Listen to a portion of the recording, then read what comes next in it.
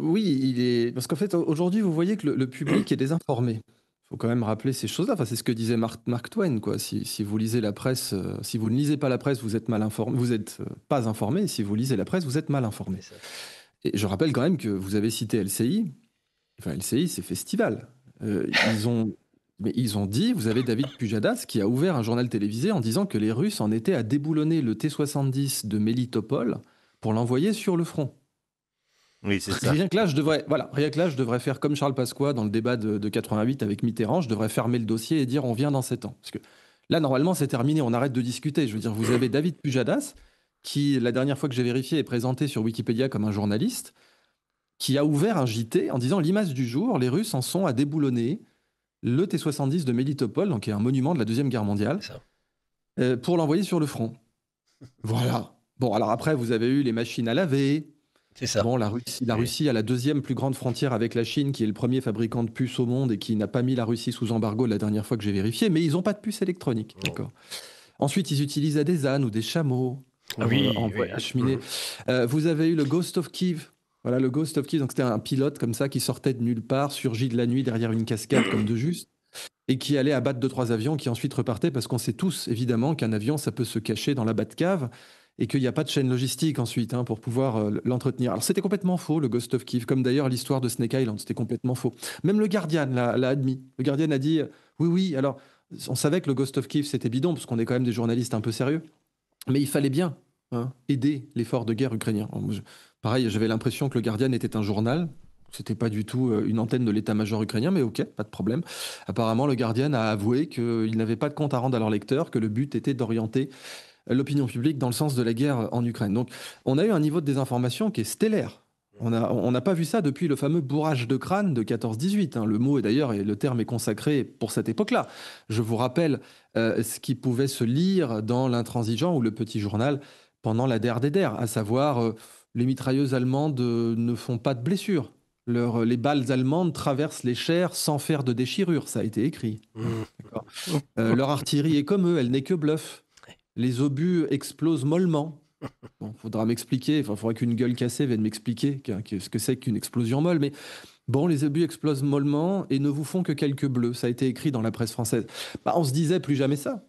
C'était la DER, mais aussi pour la guerre de l'information, probablement. Il n'y aurait plus jamais ce genre de bourrage de crâne immonde. Eh ben si, les Russes utilisent des chameaux, des ânes, des boulonnes, Mais par contre, ils progressent, les saligots, par vagues humaines, etc. Mais bon... Voilà. En fait, c'est ce qui a été appelé par des commentateurs américains la russophrénie. C'est-à-dire qu'ils sont à la fois en train de perdre et de piquer les machines à laver et les tireuses à lait aussi, ça a été dit. Et en même temps, ils sont en train de menacer l'Europe et les chars sont à 2 doigts de défiler sous l'Arc de Triomphe. Donc bon, c'est cette espèce de Russie de Schrödinger qui est à la fois mourante et triomphante. Ça s'appelle aussi le tir inclus. C'est ça, on est tout à fait là-dedans. On est dans la logique floue, les ensembles flous, où on peut avoir les deux à la fois. Donc, c'est très important d'avoir une information libre. Et quelqu'un qui faisait en effet de l'information rigoureuse, qui donnait des leçons de journalisme aux gens, comme Éric Denessé, nous a quittés. C'est l'information qui est en deuil aujourd'hui. C'est vrai. Exactement. Bien, j'aimerais peut-être que nous parlions maintenant...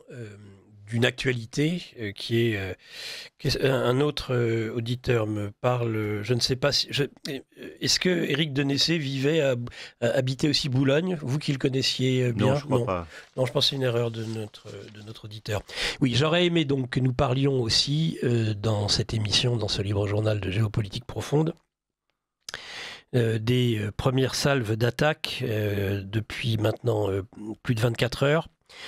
Qui ont touché dans un premier temps Téhéran, au moins un de ces complexes nucléaires, des attaques combinées avec des attaques ciblées dont le Mossad a le secret, ou en tout cas fait partie de ces armées ou de ces services qui ont le secret d'éliminer un certain nombre de personnalités. Qui sont allés d'ailleurs jusqu'à l'un des négociateurs. Il y avait des négociations en cours qui devaient reprendre d'ailleurs en début de semaine prochaine. Et l'un de ces grands négociateurs a été éliminé, semble-t-il, par les premières frappes. Et le retour de bâton, ce fut cette nuit, semble-t-il, avec, même si c'est pour le moment assez flou, des cibles qui ont été atteintes, dont l'équivalent du Pentagone, je crois, israélien. Voilà. Donc j'aurais aimé la réaction, les analyses de quelque chose qui semblait de plus en plus inéluctable. Peut-être d'abord Idriss Aberkan et ensuite vous, François Martin. Oui. Alors, j'ai fait une émission hier en direct sur ma chaîne sur ce sujet. Oui. Ce soir, je recevrai le journaliste israélien Meron Rapoport qui travaille avec l'excellent Média Plus 972 Mag. Remarquable, hein, c'est d'anciens réservistes israéliens qui travaillent notamment avec des Palestiniens et qui ont balancé le dossier Lavender. Énorme scoop, Lavender, l'utilisation de l'IA pour cibler des civils à Gaza. Et ce sont des réservistes qui ont mis leur vie en danger pour balancer ce dossier. Donc, il y a encore des gens qui font le taf en Israël. Et d'ailleurs, ce qui est terrifiant pour nous en France, hein, c'est que leur liberté de la presse est infiniment supérieure à la nôtre. Je rappelle que le 8 octobre, donc même pas 24 heures après le 7, vous aviez Haaretz qui titrait « Pendant des années, Netanyahou a propulsé le Hamas et ça nous a pété au visage ». Et Netanyahou, avant ces événements, était accusé publiquement d'avoir financé le Hamas, de l'avoir armé. Des dossiers étaient sortis, notamment où le patron du Mossad, qu'il avait nommé lui-même, parce que normalement le Mossad n'est pas politisé, mais il avait tenu à le politiser en nommant Yossi Cohen, un proche, était allé supplier le Qatar de prendre de l'argent israélien pour financer le Hamas, avant le 7 bien sûr. Donc on a des choses qui sortent et j'encourage votre audience à lire la presse israélienne anglophone, qui aujourd'hui peut se traduire facilement de toute façon, hein, comme Haaretz ou Plus 972 Mag ou Mekomit, ou même le Time of Israel ou le Jérusalem Post, qui des fois balance des trucs qui sont à des années-lumière de ce qu'on peut lire dans la presse française. Maintenant, la situation, c'est que Netanyahou est un seigneur de guerre. Oui. C'est un seigneur de guerre, il a besoin d'une guerre permanente pour échapper à la prison et pour garder le pouvoir en Israël. Juste avant alors ça lui a été reproché, même par des Israéliens. Hein. Je rappelle que vous avez Ehud Barak, qui est de gauche, Ehud Olmert, qui est du centre, Yair Lapid, qui est du centre, qui ont tous les trois accusé Netanyahou de haute trahison et qui l'ont accusé d'utiliser les moyens de l'État d'Israël pour son agenda politique personnel, et de provoquer une guerre sans fin, ce que vous avez décrit, la guerre sans fin. Oui. Il a été accusé de ça, pas par des antisionistes, pas par des gens qui sont critiques de l'État d'Israël, il a été accusé de ça par d'anciens leaders israéliens et de façon publique. Alors Netanyahou, pour se défendre, a accusé ensuite Ehud Barak d'être derrière le réseau Epstein, puisqu'il a rencontré Epstein plusieurs fois, c'est un fait. Donc, oui. Netanyahou a besoin de cette guerre sans fin. En plus, il a besoin d'autre chose, c'est que d'ailleurs, personne n'utilise mieux l'antisionisme que Netanyahou à des fins politiques. Netanyahou, sa martingale politique, c'est de dire aux Israéliens « sans moi, vous êtes morts ». Oui. Sans moi, il y a les méchants antisionistes qui vont éradiquer le pays et vous allez être exterminés, il n'y a que moi qui peux vous protéger. Et tous les anciens likoudniks, donc les gens qui votent pour le Likoud, son parti, qu'on appelle aujourd'hui d'ailleurs les bibistes. Donc ça y est, c'est carrément, c'est une dictature. Oui, Bibi Netanyahou. On les appelle les bibistes, voilà, en référence à Benjamin Netanyahou, donc les bibistes. Les bibistes, leur premier argument, c'est de dire Netanyahou nous protège. Bon, il nous protège contre le merdier qu'il crée lui-même, hein, mais il nous protège. C'est exactement comme Crassus dans la Rome antique, qui avait fait sa fortune en ayant son équipe de pompiers privés et en achetant les maisons pour une bouchée de pain et une gorgée de garum. Après y avoir foutu le feu lui-même. Bon, c'est littéralement ce qui est en train de faire Netanyahou, le pompier pyromane. Donc, Israël a frappé. Alors, on pourra en parler des heures, mais je vais laisser la parole à mon confrère. Mais fondamentalement, Israël ne pouvait pas utiliser d'avions furtifs. Les F-35 sont réputés furtifs. J'ai expliqué dans plusieurs vidéos que la furtivité est essentiellement une arnaque. Parce que c'est très simple. Hein. Je veux dire, quand vous êtes un avion et que vous devez être furtif, vous devez être un avion et être furtif. Bon, rien que ça pose un problème puisque vous devez voler. Alors qu'un système au sol, il ne doit pas voler. Donc le système au sol, il court le 100 mètres. Et le système qui vole, il court le 110 mètres haie. Vous ne pouvez pas gagner dans cette compétition. Le système au sol, son seul job, c'est de vous détecter. Alors que le système en l'air, il doit voler aussi. Donc un avion furtif finira toujours par être détecté par les systèmes les plus récents. Et donc pour pallier le problème, les Israéliens ont neutralisé les batteries iraniennes, y compris les redoutables S-300. Oui. Les Israéliens sont en effet très forts là-dedans, puisque, comme vous le savez mieux que moi, depuis la guerre froide, ils avaient eu beaucoup de pertes avec les fameux missiles SAM. Oui. Et donc, depuis cette époque, ils ont musclé leur jeu en matière de lutte contre les défenses antiaériennes adverses, avec notamment l'opération Mole Cricket, par laquelle ils avaient développé donc, la suppression des défenses aériennes ennemies. avec des missiles anti-radar.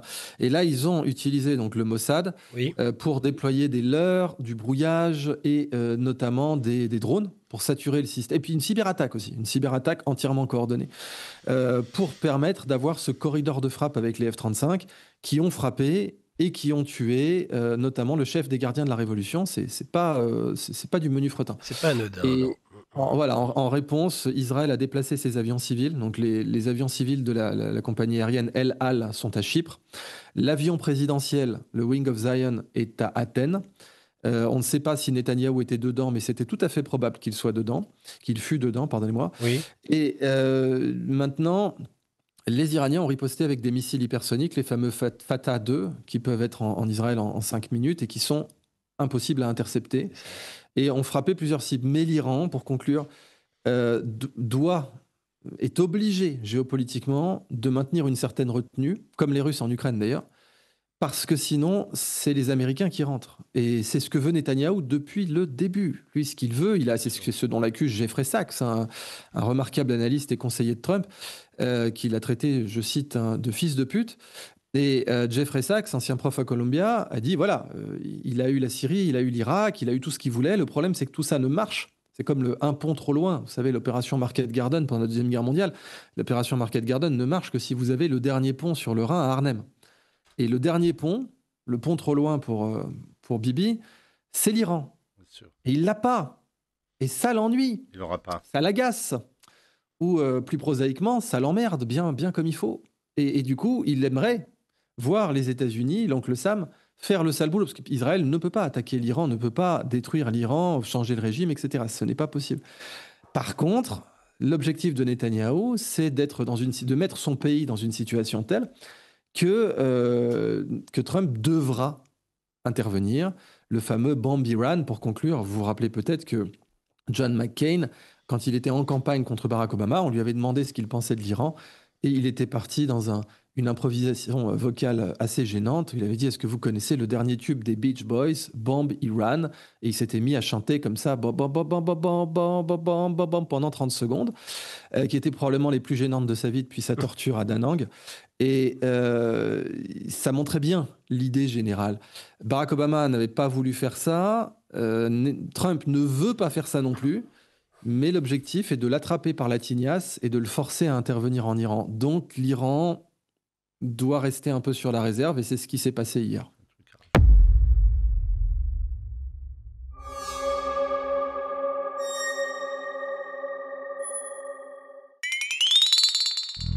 Yeah.